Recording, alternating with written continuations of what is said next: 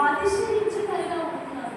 అతిశయము ఇక్కడ చూస్తే కాలంలో జరిగే విషయాలు చూస్తే యేసు ప్రభువు చెప్తాను, ఏది కూడా అతిశయపడదు. నన్ను బట్టి అతిశయించాలి. నన్ను బట్టి ఎప్పుడైతే అతిశయిస్తారో, నన్ను బట్టి సంతోషంగా ఉంటారో మీకు ఆశీర్వాదం ఉంటుంది. ఈ లోకంలో ఉన్నంతసేపు మీకు ఇచ్చినవన్నీ కూడా ఎవరిచ్చారు? నేను ఇచ్చినవే. ప్రభు ఏం చేస్తాను? నేను ఇచ్చినవే అంటారు. అందుకే మనం ఏం చేయాలి? ప్రభువు ఇచ్చినవి కాబట్టి ప్రభువుని బట్టి మనము అతిశయించాలి, సంతోషించాలి, కృతజ్ఞతాస్తుతులు చెల్లించాలి.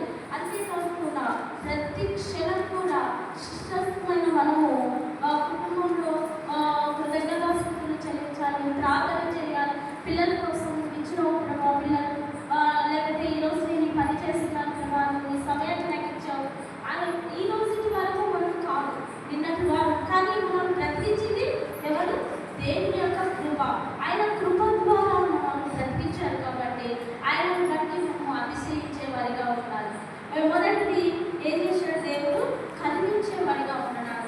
మనం ఎప్పుడైతే ఆయన కరుణను కోరుకుంటామో, ఆయన ఎందుకు మనము ఎదురు చూస్తామో, మనం ఎంత సక్రియలు చేసినా కూడా అవి మనకు ఎదుట. కానీ దేవుని ఎందే మనము ఎదురు చూసి దేవుని ఎందు ఆయన రక్తం ద్వారా కలగబడి పునర్జన్మ పొందుతామో అప్పుడే మనకు ఏమొస్తుంది?